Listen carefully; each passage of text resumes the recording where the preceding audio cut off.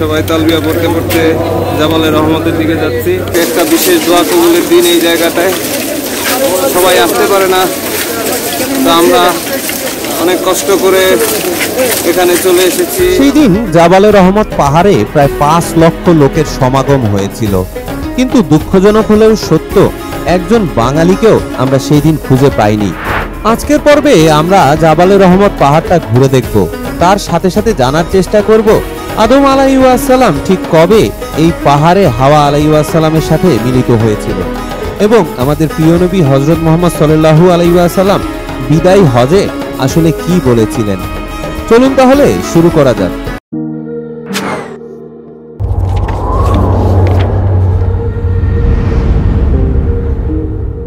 আসসালামু আলাইকুম ওয়া রাহমাতুল্লাহ।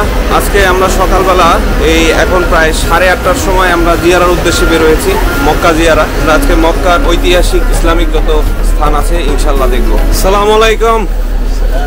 আসসালামু আলাইকুম ইমাম সাহেব, কিছু বলবেন আমাদের উদ্দেশ্যে? আমরা আজকে জিয়ারা যাচ্ছি, আরাফার ময়দান, মুজদালিফার ময়দান, বরকতি জায়গাগুলো ইনশাআল্লাহ দেখব আজকে। মক্কা শরীফে যারা হজ এবং ওমরা করতে আসেন তারা প্রত্যেকেই সৌদি আরবের ইসলামিক ঐতিহাসিক স্থান জিয়ারার উদ্দেশ্যে বের হন। আমরাও তাই আজকে জিয়ারা করার উদ্দেশ্যে বের হয়েছি। আমাদের নেতৃত্বে ছিলেন আমাদের মোহাল্লেম সাহেব। তিনি আমাদেরকে যথাক্রমে জাবালে নূর, জাবালে সুর, আরাফার ময়দান, মিনা, মুজদালিফা, জাবালে রহমত পাহাড় ইত্যাদি বিভিন্ন ঐতিহাসিক জায়গা ঘুরিয়ে ঘুরিয়ে দেখাবেন। আজকের পর্বে আমরা বিশেষভাবে আপনাদেরকে শুধু জাবালে রহমত পাহাড়টা ঘুরে দেখাবো। আদম এবং হাওয়া আলাইহিস সালাম পৃথিবীতে নির্বাসিত হওয়ার পরে 360 বছর ইবাদত করার পরে এই পাহাড়ই তাদের সর্বপ্রথম দেখা হয়েছিল এবং তাদের সুদীর্ঘ অপেক্ষার অবসান ঘটেছিল। তারপরে তারা মুজদালিফায় গমন করেছিলেন। সেই রহমতের পাহাড়ের দিকেই আমরা আজকে ছুটে চলছি। আমাদের হোটেলটি হারামাইন শরীফের খুব কাছাকাছি হওয়ার কারণে আমাদেরকে শুরুতে হেঁটে মিসফালা পর্যন্ত আসতে হয়েছে। এখান থেকে আমরা বাসে করে এখন আরাফার ময়দানের উদ্দেশ্যে ছুটে চলছি। এই আরাফার ময়দানের ভেতরেই জাবালে রহমত পাহাড়ের অবস্থান। মিসফালা থেকে মোটামুটি 30 থেকে 40 মিনিটের ভেতরে আরাফার ময়দানে পৌঁছে যাওয়া যায়। কথা বলতে বলতে আমরা কিন্তু আরাফার ময়দানে চলে এসেছি।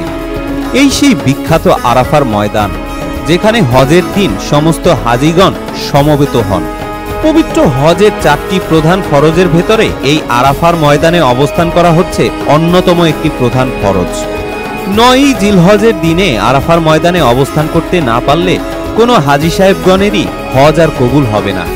এখানে অবস্থান করা বাধ্যতামূলক। এই কারণে 8ই জিলহজ রাতেই সমস্ত হাজি সাহেবগণ এই আরাফার ময়দানে গমন করে থাকেন। যদিও নবী সাল্লাল্লাহু আলাইহি ওয়াসাল্লামের সুন্নত হচ্ছে 9ই জিলহজের ফজরের নামাজের পরে আরাফার ময়দানে গমন করা, কিন্তু হাজি সাহেবগণের অতিরিক্ত ভিড়ের কারণে সৌদি সরকার আগের দিন রাত থেকেই হাজি সাহেবগণকে আরাফার ময়দানে নিতে শুরু করেন। আসসালামু আলাইকুম। আমরা এখন জাবালে রহমত পাহাড়ে চলে এসেছি আলহামদুলিল্লাহ। এখানে হজের দিন নামিরা মসজিদে নামাজ পড়ার পরে এসে দোয়া করতে হয়। এখন বর্তমানে হাজিদের প্রচন্ড চাপ। বর্তমানে একসাথে প্রায় 34 থেকে 38 লক্ষ হাজি ওমরা পালন করছেন, তাই প্রচন্ড রকমের চাপ।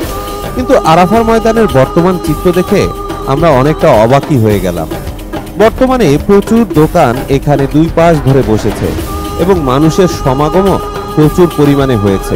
দেখুন দর্শকবৃন্দ, এখানে বিভিন্ন রকমের বাজারের পসরা সাজিয়ে বসেছে, যে স্ট্রিট বাজার বসেছে। আগে আমরা যখন 2019-এ এসেছিলাম তখন এই ধরনের বাজারের কোনো ব্যবস্থা ছিল না। এখন বিভিন্ন রকমের বাজার।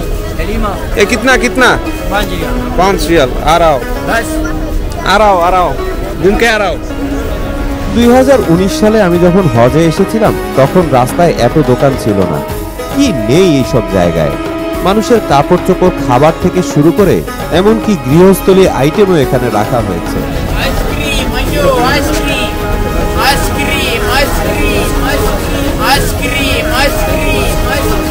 এখন যেমন আপনারা বিভিন্ন রকমের দোকান দেখতে পাচ্ছেন যেখান থেকে মানুষকে খাবার কিনে খেতে হয়, কিন্তু আরাফার দিন অর্থাৎ 9ই জিলহজের দিনে এখানে এরকমের কোনো দোকান থাকে না। সেই দিন প্রচুর পরিমাণে ট্রাক আসে খাবার দেওয়ার জন্য এবং সবগুলো ট্রাকই বিনামূল্যে খাবার সরবরাহ করে থাকে। ওই দিন জুস, আইসক্রিম, পানি, বিভিন্ন ধরনের ফল ফলাদি ইত্যাদি নানা রকমের খাবার বিনামূল্যে হাজিদের মাঝে বিতরণ করা হয় এবং সেগুলো বিতরণ করার জন্য বড় বড় কার্গো গাড়ি আসে। কিন্তু বেশিরভাগ হাজিগণই তাঁবুর ভিতরে অবস্থান করে। যারাও দুই একজন বের হন তারা হুইল চেয়ার নিয়ে বের হন, কারণ ওই দিন কাউকে আর একটা করে জুস দেওয়া হয় না, পুরো 1 কার্টুন করে জুস এক একজন ব্যক্তিকে দেওয়া হয়। অনেকে তো আবার পুরো কাফেলার জন্য 5 থেকে 10 কার্টুন করে জুস এবং পানি সংগ্রহ করে থাকেন। আলহামদুলিল্লাহ, আমারও সেই অভিজ্ঞতা হয়েছিল। এটা হচ্ছে হসপিটাল, জাবালে রহমতের পাশে এমার্জেন্সি চিকিৎসা সেবা দেওয়ার জন্য। আপনারা দেখেন প্রচুর মানুষের ভিড়, সাধারণত হজেও এত মানুষের ভিড় থাকে না জাবালে রহমত আসার জন্য। হাঁটতে হাঁটতে আল্লাহর রহমতে আমরা জাবালে রহমত পাহাড়ের সামনে চলে এসেছি। মোহাল্লেম সাহেব আমাকে দায়িত্ব দিলেন যারা যারা পাহাড়ে উঠতে চায় তাদেরকে ঘুরিয়ে আনার জন্য। প্রচন্ড ভিড় হওয়ার কারণে যারা বয়স্ক আজকে তারা আমাদের সাথে উঠবেন না। মোহাল্লেম সাহেব তাদেরকে নিয়ে এই ময়দানেই দাঁড়িয়ে থাকবেন, আর বাকিদেরকে সাথে নিয়ে আমি হেঁটে চললাম জাবালে রহমত পাহাড়ের উদ্দেশ্যে। হাজিদের চাপ বেশি হওয়ার কারণে জাবালে রহমতে একদিক দিয়ে উঠে আর এক দিক দিয়ে নেমে যেতে হয়। আগে আসলে সব দিক থেকে ওঠা যেত, এই যে সিঁড়িগুলো আপনারা দেখতে পাচ্ছেন এই দিক থেকে ওঠা যেত, পাহাড় বেয়ে বেয়ে ওঠা যেত। কিন্তু এখন হাজিদের চাপ প্রচন্ড রকম বেশি হওয়ার কারণে একটা ডিসিপ্লিন করে দেওয়া হয়েছে যে একদিক থেকে উঠতে হবে, অন্য দিক দিয়ে নেমে যেতে হবে। 9ই জিলহজের দিনে এই জায়গাগুলোতে উপচে পড়া মানুষের ভিড় হয়। আবার জায়গায় জায়গায় দেখুন কবুতরের জন্য এরকমের বসার জায়গা করে দেওয়া হয়েছে। সত্যি এই জায়গাগুলো আসলে রহমতের জায়গা। এখানে শুধু মানুষের চিন্তাই করা হয়নি, পশু পাখির জন্য সমানভাবেই চিন্তা ভাবনা করা হয়েছে। আমরা এখন যেই দিক দিয়ে সিঁড়ি করা রয়েছে সেই দিকের দিকে হেঁটে যাচ্ছি। আগে সব দিক দিয়ে ওঠা গেলেও এখন একটা নির্দিষ্ট দিক দিয়েই মানুষকে উঠতে হয়। আসসালামু আলাইকুম, আমরা এখন জাবালে রহমত পাহাড়ের উপরে উঠছি। এখানে ঘেরাও করে সিঁড়ি করে দেওয়া হয়েছে। এই সিঁড়ি ধরে ধরে আস্তে আস্তে আমরা চূড়ায় চলে যাব। ওখান থেকে আবার অন্য সাইড দিয়ে সিঁড়ি করা আছে, ওই দিক দিয়ে নেমে যেতে হবে। প্রতিদিন লক্ষ লক্ষ হাজী সাহেবগণ এই পবিত্র স্থানটি দেখার জন্য আসেন। হযরত আদম আলাইহিস সালামকে আল্লাহ তাআলা যখন সৃষ্টি করলেন তখন তার মধ্যে জ্ঞান এবং প্রজ্ঞা দান করলেন এবং সমস্ত ফেরেশতাকে সিজদা করার জন্য বললেন। সমস্ত ফেরেশতাগণ সিজদা অবনত হলেও ইবলিস শয়তান সিজদা করতে অস্বীকৃতি জানায়, যদিও তার জ্ঞান সকলের চেয়ে বেশি প্রমাণিত হয়েছিল। পরবর্তীতে আদমের একাকিত্ব দেখে হাওয়া আলাইহিস সালামকে তার বাম পাঁজরের হাড় দিয়ে তৈরি করা হলো। তারা দুজনে সুখে শান্তিতে জান্নাতে বসবাস করতে লাগলেন। কিন্তু আল্লাহ তাআলা তাদেরকে পরীক্ষা স্বরূপ সমস্ত ফল খেতে পারলেও গন্ধম ফল খাওয়ার ব্যাপারে নিষেধাজ্ঞা দান করেন। একদিন শয়তান সাপের পিঠে করে জান্নাতের ভেতরে প্রবেশ করে, কারণ সাপ জান্নাতেরই একটা প্রাণী ছিল। যদিও সে বিশ্বাসঘাতকতা করেই শয়তানকে জান্নাতে প্রবেশের সুযোগ করে দেয়। তারপরে হাওয়া আলাইহিস সালামকে প্ররোচনা দিয়ে গন্ধম ফল খেতে বাধ্য করে এবং হাওয়া আলাইহিস সালামের প্ররোচনায় হযরত আদম আলাইহিস সালামও গন্ধম ফল খেতে শুরু করেন। তৎক্ষণাৎ তার মনে পড়ে এটা তো আল্লাহ তাআলা নিষেধ করেছেন। তখন তিনি গলা চেপে ধরেন, কিন্তু ততক্ষণে যা হওয়ার হয়ে গিয়েছে। তার জান্নাতি পোশাক উন্মুক্ত হয়ে যায়, তাই তিনি জান্নাতের পাতা দিয়ে তার লজ্জা স্থান ঢাকতে শুরু করেন। ইবনুল আব্বাস রাদিয়াল্লাহু তাআলা আনহু থেকে বর্ণিত, আদম আলাইহিস সালাম জান্নাতে মাত্র 1 ঘন্টা অবস্থান করেছিলেন, যেই 1 ঘন্টা পৃথিবীর সময় অনুযায়ী 130 বছরের সমান। পরবর্তীতে আদম আলাইহিস সালামকে ভারতবর্ষে অবস্থিত শ্রীলঙ্কার আদম পাহাড়ে নামিয়ে দেওয়া হয়। তার সাথে হাজারে আসওয়াদ পাথর ছিল আর জান্নাতি বৃক্ষের কিছু পাতা ছিল, যা তিনি ভারতবর্ষের বিভিন্ন জায়গায় ছড়িয়ে দেন, যার কারণেই ভারতবর্ষে সুগন্ধি মশলা পাওয়া যায়। আর হাওয়া আলাইহিস সালামকে নামানো হয় আরবের জেদ্দা নগরীতে। ইবলিসকে নামানো হয়েছিল দাস্তামিসান নামক এক স্থানে, যেটা ইরাকের বসরা শহর থেকে কয়েক মাইল দূরে অবস্থিত। এছাড়া সাপকে নামানো হয়েছিল আসবাহানে। একটি হাদিসে এসেছে সমস্ত দিনের মধ্যে উত্তম দিন হচ্ছে পবিত্র জুমাবার, কারণ ওই দিনই হযরত আদম আলাইহিস সালামকে তৈরি করা হয়েছিল, ওই দিনই তাকে জান্নাতে প্রবেশ করানো হয়েছিল এবং ওই দিনই তাকে জান্নাত থেকে পৃথিবীতে নামিয়ে দেওয়া হয়েছিল। পৃথিবীতে নামিয়ে দেওয়ার পরে আদম এবং হাওয়া আলাইহিস সালাম 360 বছর বিচ্ছিন্ন অবস্থায় ঘুরে বেরিয়েছেন, এবং তারা সেজদা অবনতভাবে আল্লাহ তাআলার কাছে পানা চেয়েছেন। অতঃপর 360 বছর পরে তারা এই আরাফার ময়দানে পুনর্মিলিত হন।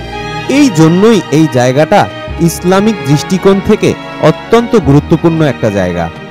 যেদিন আদম আলাইহিস সালাম এবং ইবলিসকে জান্নাত থেকে বিতাড়িত করা হয়েছিল, সেদিনই তাদেরকে বলে দেওয়া হয়েছিল তোমরা একে অপরের শত্রু। সুতরাং শয়তান আমাদের প্রকাশ্য শত্রু এবং সে প্রতিনিয়ত আমাদেরকে কুমন্ত্রণা দিয়েই যাচ্ছে। তারপরেও পৃথিবীর অধিকাংশ মানুষই শয়তানের কুমন্ত্রণায় নিজেদের জীবন ব্যবস্থা পরিচালনা করে থাকেন। আল্লাহ তাআলা আমাদের সবাইকে হেদায়েত দান করুন, আমিন। আসসালামু আলাইকুম। আমরা এখন জাবালের রহমতের চূড়ায় অবস্থান করছি। আলহামদুলিল্লাহ আমরা খুব সহজেই এখানে চলে আসলাম। এখানে সব ধরনের মানুষ উঠতে পারে। এই সেই স্থান যেখানে আমাদের পৃথিবীর প্রথম নবী, প্রথম মানুষ হযরত আদম আলাইহিস সালাম এবং হযরত হাওয়া আলাইহিস সালামের দেখা হয়েছিল। এইখানেই আমাদের প্রিয় নবী হযরত মুহাম্মদ সাল্লাল্লাহু আলাইহি ওয়াসাল্লাম বিদায় হজের শেষ ভাষণ দিয়েছিলেন। 10ম হিজরিতে নবী সাল্লাল্লাহু আলাইহি ওয়াসাল্লাম একটা বিখ্যাত ভাষণ দিয়েছিলেন, যেই ভাষণটি সমগ্র মুসলিম জাতির জন্য জীবন পরিচালনার দিক নির্দেশনা। তার সেই বিখ্যাত ভাষণটি ছিল নিম্নরূপ: হে লোক সকল, আল্লাহ তাআলা বলেছেন, হে মানবজাতি, আমি তোমাদেরকে এক পুরুষ এবং এক নারী থেকে সৃষ্টি করেছি এবং তোমাদেরকে বিভিন্ন জাতি ও গোত্রে বিভক্ত করেছি, যাতে তোমরা পরস্পরের সাথে পরিচিত হতে পারো। নিশ্চয়ই আল্লাহর কাছে সেই ব্যক্তি সর্বাধিক সম্মানিত ও সর্বাধিক পরেজগার, যে ব্যক্তি মানুষের মধ্যে ভেদাভেদ তৈরি করে না। কোনো অনারবের উপরে কোনো আরবের, কোনো আরবের উপরে কোনো অনারবের, এমনকি শ্বেতাঙ্গের উপরে কৃষ্ণাঙ্গের এবং কৃষ্ণাঙ্গের উপরে শ্বেতাঙ্গের কোনো শ্রেষ্ঠত্ব নেই। তবে তাকওয়ার ভিত্তিতে সব মানুষই আদম আলাইহিস সালামের সন্তান এবং আদম আলাইহিস সালাম মাটি দ্বারা সৃষ্টি হয়েছেন। সকল মুসলিমরাই একে অপরের ভাই। তোমাদের অধীনস্থ দাস দাসীদের প্রতি খেয়াল রাখবে। তোমরা যা খাবে তাদেরকেও তা খাওয়াবে, তোমরা যা পরিধান করবে তাদেরকেও তাই পরিধান করাবে। সাবধান, ধর্মের ব্যাপারে বাড়াবাড়ি করবে না, কেননা তোমাদের পূর্ববর্তী বহু জাতি ধর্মীয় বিষয়ে বাড়াবাড়ি করার কারণে ধ্বংস হয়ে গিয়েছে। তোমরা তোমাদের রবের ইবাদত করবে, 5 ওয়াক্ত নামাজ পড়বে, রমজান মাসে রোজা রাখবে, সন্তুষ্ট চিত্তে সম্পদের যাকাত প্রদান করবে, স্বীয় প্রভুর ঘরে এসে হজ পালন করবে। তাহলে তোমাদের রব তোমাদেরকে জান্নাতে প্রবেশ করাতে পারবেন। হয়তো আমি এ বছরের পরে এখানে আর কখনো তোমাদের সাথে মিলিত হব না। অচিরেই তোমরা তোমাদের মহান প্রভুর সাক্ষাতে উপনীত হবে। তখন তিনি তোমাদের কৃতকর্ম সম্পর্কে জিজ্ঞাসা করবেন। তোমাদের কারো কাছে যদি কোনো আমানত গচ্ছিত থাকে, তা তার প্রাপকের নিকটে অবশ্যই পৌঁছে দিবে। নিশ্চয়ই সকল প্রকারের সুদ রহিত করা হলো, তবে তোমাদের মূলধন বহাল থাকবে। আল্লাহ তাআলা ফয়সালা দিয়েছেন, আর কোনো সুদ নয়।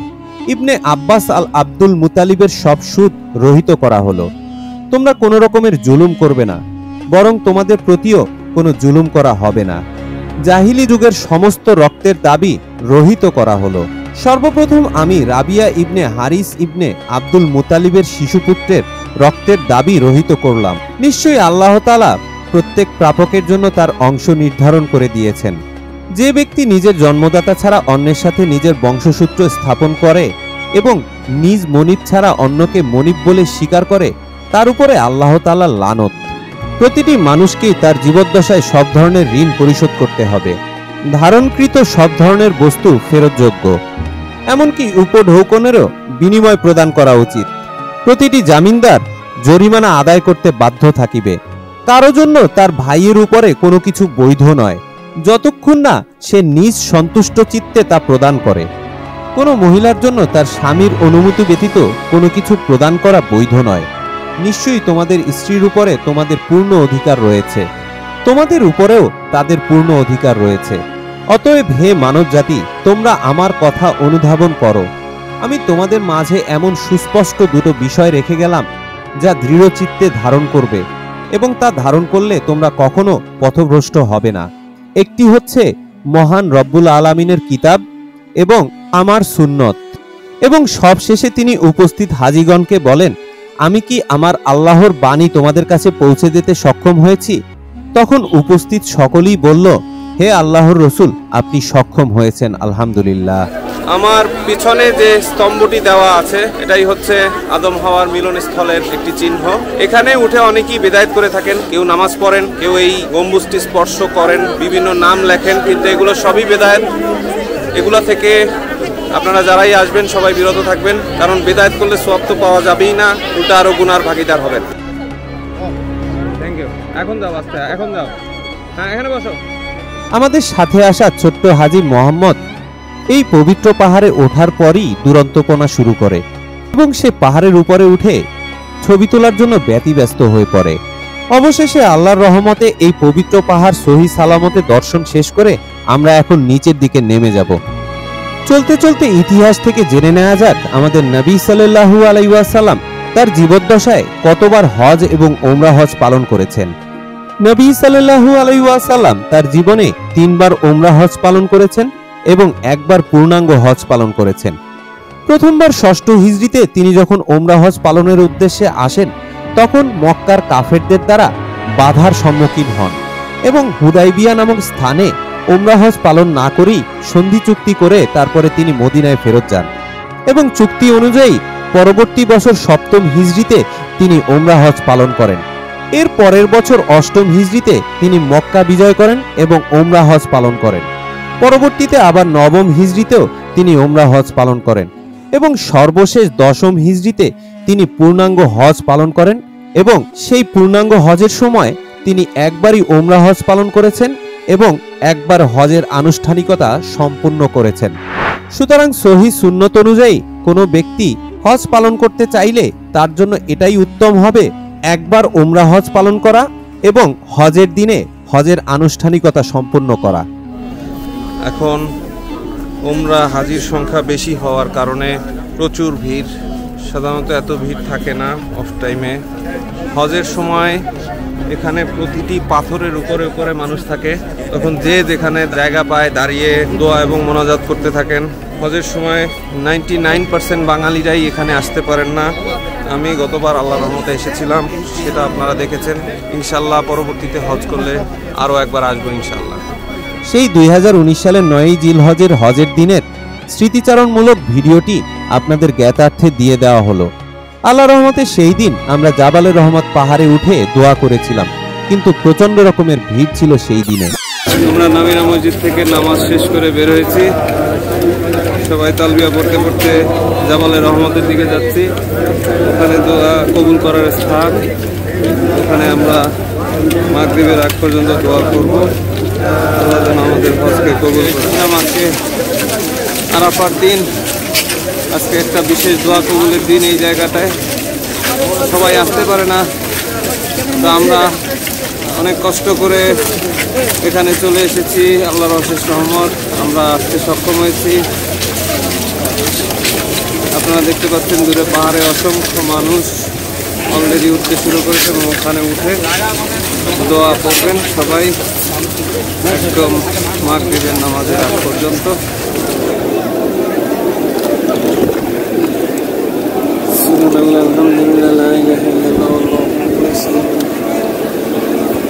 সেই দিন জাবালে রহমত পাহাড়ে প্রায় 5 লক্ষ লোকের সমাগম হয়েছিল, কিন্তু দুঃখজনক হলেও সত্য, একজন বাঙালিকেও আমরা সেই দিন খুঁজে পাইনি। কারণ বাঙালিরা গুগল ম্যাপের নির্দেশনায় রাস্তা চলতে না পারার কারণে ভয় করে কেউ তাঁবু থেকেই বের হন না। আল্লাহর রহমতে আমরা গুগল ম্যাপের সহায়তায় এই জাবালে রহমত পাহাড়ে এসেছিলাম এবং এখান থেকে দোয়া করে আবার তাঁবুতে ফেরত গিয়েছিলাম এবং সবচেয়ে গুরুত্বপূর্ণভাবে নবী সাল্লাল্লাহু আলাইহি ওয়াসাল্লামের সুন্নত সেদিন পালন করেছিলাম, আলহামদুলিল্লাহ।